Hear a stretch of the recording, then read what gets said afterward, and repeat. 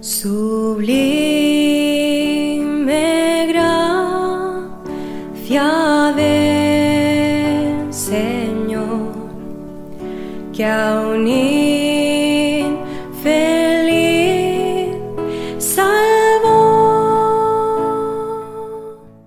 Sublime gracia, mas el Dios de toda gracia que nos llamó a su gloria eterna en Jesucristo, después que hayáis padecido un poco de tiempo, Él mismo os perfeccione, afirme, fortalezca y establezca. A Él sea la gloria y el imperio por los siglos de los siglos. Amén.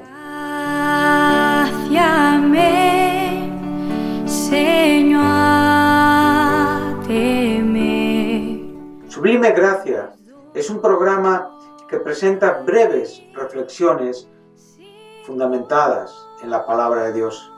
Es un deseo y necesidad de mi propio corazón de conocer más profundamente a este nuestro Dios de toda gracia que nos llamó a su gloria eterna en Jesucristo.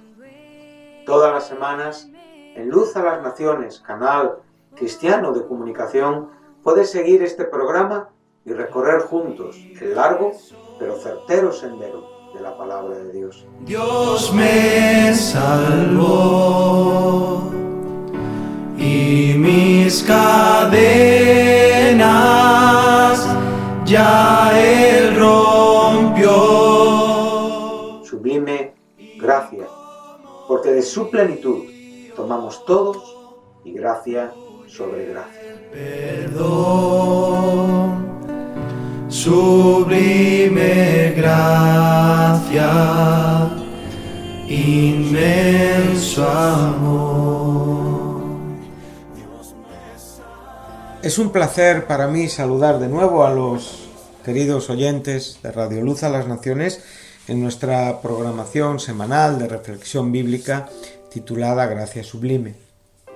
Programación desde la cual compartimos con ustedes breves reflexiones, pensamientos fundamentados en la palabra de Dios que procuran la edificación de nuestras vidas en Cristo. También aprovecho para esperar que hayan tenido una buena semana y orar porque Dios también nos siga y les siga guardando a todos en medio de todas estas dificultades que estamos viviendo en el mundo y que por supuesto como creyentes pues oremos a nuestro Dios para que nos abra puerta para poder predicar el Evangelio en un momento de tanta necesidad. A lo largo de los últimos programas de estas últimas semanas estamos haciendo un breve estudio temático del Espíritu Santo en lo que es la Escritura. Como hemos dicho en otros programas, son espacios de 20 minutos, 22 minutos lo que estamos ocupando y por lo tanto el tema que estamos abarcando es un tema muy amplio y muy grande en comparación con nuestras posibilidades. Pero estamos tratando de centrarnos principalmente en el Espíritu Santo como una persona y en su actividad en la revelación del Nuevo Testamento. Como hemos dicho, el Espíritu Santo no es una novedad en el Nuevo Testamento. El Espíritu Santo es Dios, es la tercera persona de la Trinidad de Dios. Es aquel que es exactamente igual a Dios en esencia, en naturaleza, pero que a la vez en la revelación trinitaria asume la función dada por el propio Padre, que es la primera persona de la Trinidad de Dios, en todo lo que tiene que ver con los asuntos de la redención. El Espíritu Santo no empieza a participar en los asuntos de Dios como tratando de decir que antes, Él estaba siempre, Él estaba en el principio, Él estaba en la eternidad anterior. En el Antiguo Testamento vimos citas más que suficientes para poderle ver creando, con la misma actividad creadora que el Dios que nos enseña Génesis 1.1. En el principio creó Elohim los cielos y la tierra. Le hemos visto en su relación con el pueblo de Dios, le hemos visto en sus unciones, en sus separaciones, le hemos visto en todo lo que claramente podemos ver, aún en aquello que tipifica lo que en el Nuevo Testamento es el Espíritu Santo con los creyentes, porque sabemos que Cristo era necesario que se humanizara y era necesario que muriera y resucitara en la cruz para que el Consolador, el Paracleto, como bien nos enseñó Jesús en ese capítulo 7 de Juan, en el versículo 36 y 37, diciendo que del corazón, como dice, del que cree en mí, correrán ríos de agua viva. Juan 7, 37 y 38, hablando evidentemente acerca del Espíritu que habían de recibir los que creyeran, porque todavía Jesús no había sido glorificado. Entonces, en este asunto es donde estamos parándonos para poder comprender juntos la actividad del Espíritu Santo en el Nuevo Testamento. Hemos podido hablar un poco acerca de su participación en la humanización de Cristo, siendo engendrado de María, y en todos estos asuntos tan profundos que Pablo tan claramente nos enseña en esa declaración tan contundente de la primera epístola a Timoteo, capítulo 3, versículo 16, donde dice: indiscutiblemente grande es el misterio de la piedad. Hemos visto la grandeza de esta declaración. Primera línea de las 6 que tenemos en este párrafo es, en la Biblia de las Américas, Él fue manifestado en carne. La segunda línea, que es la que estamos tratando, es vindicado en el Espíritu, según la Biblia de las Américas. Viene a decir vindicado o por el Espíritu. Pero en contraste con la revisión del 60 de Reina Valera, el término que usa ahí es justificado en el Espíritu. La Nueva Versión Internacional dice fue vindicado en el Espíritu, y la Nueva Traducción Viviente dice y vindicado en el Espíritu. La Biblia textual dice justificado en el Espíritu. Pero hemos visto que este término en algunos casos o en algunos versículos del Nuevo Testamento, su significado no está relacionado con la mayoría de los casos en cuanto a lo que es declarar justo, declarar limpio, en el sentido de ser justificado por Dios a través de la fe en Jesucristo. Cristo no tenía que ser justificado por Dios. Por lo tanto, esta justificación está enfocada a la declaración de su justicia, por supuesto, de que Él era justo y que realmente evidenciaba, mostraba en una manera clara y absoluta que Él era el Mesías esperado, que Él era el Hijo de Dios. Cuando Pedro declaró en la respuesta a la pregunta de Jesús: ¿y qué decís vosotros acerca de mí?, Pedro dijo: tú eres el Cristo, el Hijo del Dios viviente. Esa expresión le equipara al mismo nivel que Dios. Pero también en la propia declaración de Gabriel a María, cuando le anuncia el nacimiento del Salvador, él está diciendo: y será llamado Hijo del Altísimo, lo cual es otra declaración que le confiere la igualdad absoluta con Dios. Y por lo tanto, lo que él está indicando es que él en carne es Dios mismo. Por eso nos dice el apóstol Pablo que la grandeza de este misterio de la piedad, que es indiscutible y de la cual dependen todos los asuntos que son relacionados con el Evangelio y con todo lo que tiene que ver posteriormente, es que Dios fue manifestado en carne. El segundo renglón, donde estamos estudiando, es vindicado en el Espíritu. Hemos visto que esta significación, estamos hablando, puede estar diciéndonos es justo. También, y creo que es la más importante, es la participación activa del Espíritu Santo en el ministerio de Jesús desde su nacimiento y hasta su resurrección. Y por lo tanto, como digo, también guarda una relación con la propia afirmación y confirmación por parte del Padre a Jesucristo cuando el Espíritu Santo viene sobre el Hijo en el Jordán y se oye esa voz desde los cielos donde el Padre declara: este es mi Hijo amado en quien me he complacido. También esa misma voz aparece con el Hijo glorificado en el monte de la transfiguración, cuando en Mateo 17:5 nos enseña el mismo evangelista del texto anterior que mientras estaba aún hablando, he aquí una nube luminosa los cubrió y una voz salió de la nube diciendo: este es mi Hijo amado en quien me he complacido, a él oíd. Entonces, como digo, a veces hay quienes consideran que cuando estamos hablando del Espíritu, estamos hablando de la propia divinidad de Jesús. Es verdad que a veces en la Biblia, para citar el Espíritu Santo, se habla del Espíritu de Dios o del Espíritu de Cristo. Por lo tanto, ahí tenemos una igualdad en cuanto a lo que cada uno es. No hay nada que uno tenga que no tenga el otro. Pero a la vez, en las funciones bien diferenciadas de cada persona, también podemos tener una comprensión un poquito más amplia. Y hemos podido ver que esta vindicación, citando Romanos 1:4, dice que fue declarado Hijo de Dios con poder conforme al Espíritu de Santidad. Y aquí tenemos una frase muy semejante al texto de Timoteo, vindicado en el Espíritu, y ahora dice declarado, viene a decir lo mismo,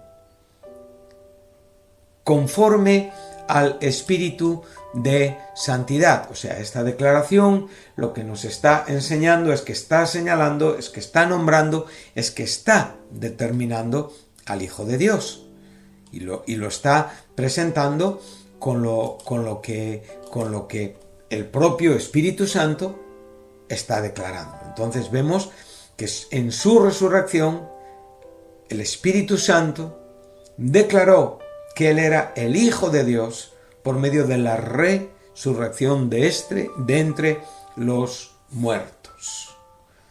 Bueno, todo esto tiene un peso espiritual importante, ¿verdad? Hay un versículo en la primera carta de Pedro, en el capítulo 3, en el versículo 18, que también nos dice algo muy relevante y muy importante. Dice, porque también Cristo murió.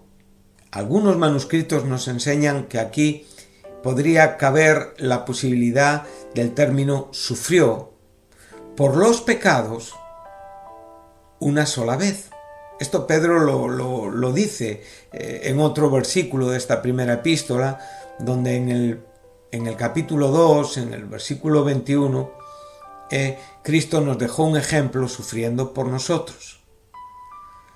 Entonces, como dice, Cristo murió una sola vez por los pecados, el justo por los injustos, para llevarnos a Dios. Qué preciosa declaración, ¿no? Aquí podemos ver que en su muerte, en su resurrección, en ese cumplimiento perfecto de la consumación de su obra redentora en la cruz, cuando el Hijo declara consumado es, Él es depositario de su vida, depositario de su sangre, en el mismo lugar santísimo del trono de Dios. Y por lo tanto, a partir de este momento, todo el santuario terrenal deja de tener sentido y cumple la función para lo cual fue edificado. Sencillamente señalar, simbolizar, tipificar imperfectamente aquello que es perfecto, y es evidentemente el santuario celestial donde entró Dios, donde entró Cristo con su sangre.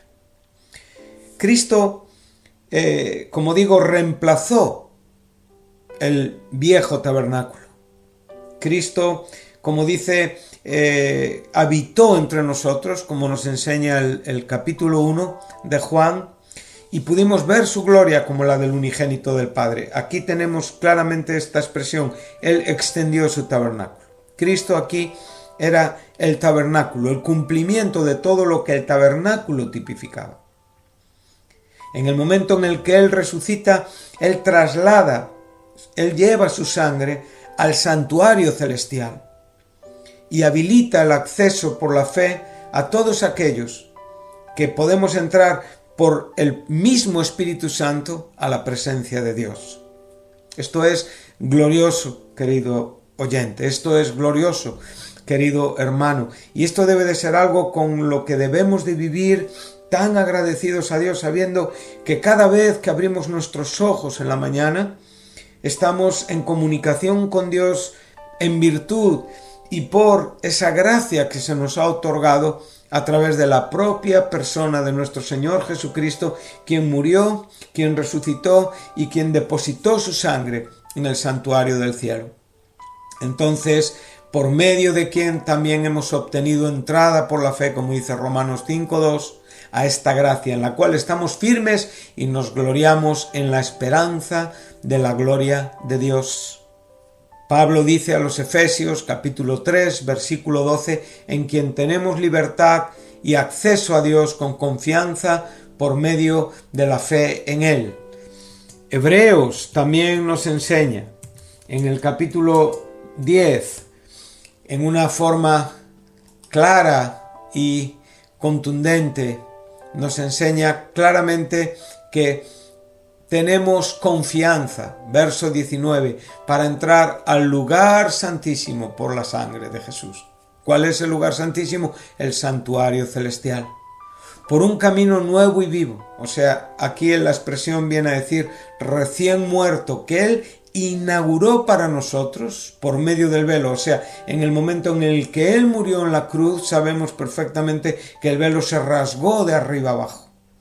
De arriba abajo es exactamente la misma verdad que se nos enseña cuando nacemos de nuevo. Es un nacimiento de arriba, es la misma expresión en el griego. Pues en la misma manera Dios rasgó el velo desde arriba hasta abajo, que tipifica la carne entregada, el cuerpo entregado de Cristo en la cruz. Entonces, ya que tenemos un gran sacerdote, aquí ya nos está hablando de la resurrección de Jesucristo sobre la casa de Dios. Qué precioso, ¿verdad? Aquí ya no estamos hablando de Aarón ni de su descendencia, estamos hablando de Jesucristo. Y le estamos viendo como nuestro gran sumo sacerdote, por medio del cual nosotros entramos al mismo lugar santísimo. Entonces ahora podemos acercarnos con un corazón sincero, en plena certidumbre de fe, teniendo nuestro corazón purificado de mala conciencia y nuestro cuerpo lavado con agua pura. Bueno, qué precioso es poder ver lo que aquí se nos está enseñando. Entonces vemos que esa obra de Jesucristo en la cruz y que esa resurrección de Jesucristo en la cruz nos abre un camino y nos lleva a Dios. Ahora sigue diciendo Pedro, muerto en la carne, lo cual esto es la verdad que estamos diciendo, o sea, Él nos está reconciliando en su cuerpo de carne mediante su muerte para presentarnos santos y sin manchas e irreprensibles delante de Dios. El propio Pedro enseña en esta epístola, 1 de Pedro 4:1, ya que Cristo padeció en la carne, nosotros también nos armamos con el mismo pensamiento, con el mismo propósito. Ahora, no es para llevar a cabo la obra que ya Cristo llevó, sino en virtud de lo que sucedió en la cruz y en virtud de nuestra propia experiencia que hemos podido morir al pecado en esa cruz y resucitar con Cristo a una nueva vida en esa cruz, entonces nosotros podemos comprender el significado y la profundidad de este sufrimiento, del que murió por nuestros pecados una sola vez y del que nos llevó a Dios muerto en la carne. Pero ahora dice, pero vivificado en el Espíritu. Y aquí tenemos la misma idea que Romanos 1:4. Cristo es glorioso el asunto posterior a su experiencia cuando Él expira su último aliento, cuando Él dice consumado es, y cuando Él dice Padre, en tus manos encomiendo mi espíritu. Qué gloriosa declaración. ¿Qué podemos decir ante esto? Los mecanismos santos de la trina deidad de Dios están operando en ese momento. El Padre contemplando al Hijo, el Hijo muriendo en la cruz, el Espíritu Santo contemplando, pero a la vez es como no es mencionado en este momento. Es como que el Padre y el Hijo son los protagonistas de este momento. Sin embargo, el Espíritu Santo está incluido ahí, porque el Espíritu Santo va a participar en la propia resurrección de Cristo de entre los muertos. El Espíritu Santo sostuvo al Hijo de Dios en sus sufrimientos en Getsemaní. Pero sin embargo en la cruz no se nos menciona ni a ángeles ni al Espíritu Santo. ¿Por qué? Porque el propio Hijo, quien es Dios mismo, tiene el poder en sí mismo para poder entregar su vida y volverla a tomar. Pero eso no significa que el Espíritu Santo no esté presente, ni que el Padre esté presente. Entonces podemos ver la importancia, como digo, de la persona del Espíritu Santo que está vivificando al Hijo de Dios. Por eso, cuando se nos enseña ese término vivificar, es un término que después es aplicado al propio Jesucristo en su resurrección, donde se nos enseña realmente llegó a ser no alma viviente como el primer Adán, sino espíritu vivificante. O sea, cuando citábamos Romanos 8:11, donde se nos enseña que el mismo espíritu que resucitó a Cristo de entre los muertos es el mismo que vivificará vuestros cuerpos mortales. Es maravilloso, ¿verdad? La vida que el Hijo otorga es la misma vida que el Espíritu otorga. Jesucristo dijo, el Espíritu es el que da vida. Y las palabras que yo os he hablado son espíritu y son vida. Es, por supuesto, el Padre el que da vida a los muertos y llama a las cosas que no son como si fuesen. Es el propio Hijo, así como el Padre levanta de los muertos, quien da también vida a quien quiere, también le da la vida. Y es el propio Espíritu Santo quien levantó a Jesús de entre los muertos. Entonces, cuando nosotros citamos lo que acabamos de hablar en 1 Corintios 15:45, vemos que así está escrito: el primer Adán fue hecho alma viviente, el último Adán, espíritu que da vida o espíritu vivificante. Entonces, aquí podemos ver estas relaciones, aquí podemos entender que Dios está incluido en su forma unida y sustancial, pero a la vez podemos ver que el Espíritu Santo vindica al propio Hijo de Dios, como bien nos enseña el texto que estamos estudiando. Él fue manifestado en carne, Dios fue manifestado en carne, pero vivificado en el Espíritu. El propio Espíritu Santo declaró al Hijo de Dios con poder conforme al Espíritu, de acuerdo al Espíritu de santidad. Y este texto de Pedro nos enseña también la propia actividad posterior de Cristo después de su muerte. Una vez que Él desciende de la cruz, su Espíritu claramente está activo y la Biblia, este mismo contexto nos habla que Él descendió, que Él, estuvo constantemente, actuando.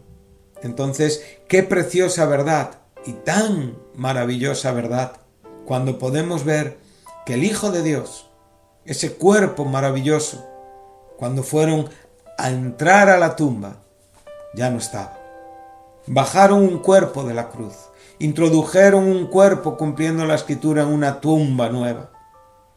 Pero la realidad es que cuando abrieron la tumba ya no había ningún cuerpo. Lo que había era un Cristo glorificado. En todo este tiempo Y durante esos 40 días posteriores a su resurrección, Cristo se estuvo apareciendo a sus discípulos. Y en medio de toda esta realidad, con el Cristo humanizado y glorificado y resucitado, el Espíritu Santo tiene una actividad presente y constante. Y por lo tanto, nosotros podemos ver que ese Espíritu Santo estuvo, como digo, presente en la resurrección del Hijo, declarando quién era el Hijo.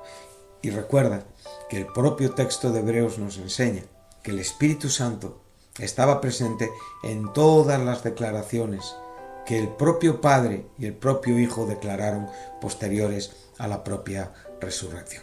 Queridos oyentes, hasta aquí este programa. Seguiremos con esta maravillosa realidad, funcionalidad. Ese término, hay un término griego que es pericoresis, que habla de la relación interna de las tres personas de la trina deidad de Dios, donde no podemos desposeer a ninguna de ellas de su deidad, pero a la vez les podemos ver cotrabajar y trabajando separadamente también en sus propias funciones y propósitos dentro del plan redentor de Dios. Por lo tanto, en el próximo programa seguiremos un poquitín más acerca de las relaciones del Espíritu Santo con el propio Hijo y a la vez también de lo que el Espíritu Santo participó en el ministerio del propio Hijo.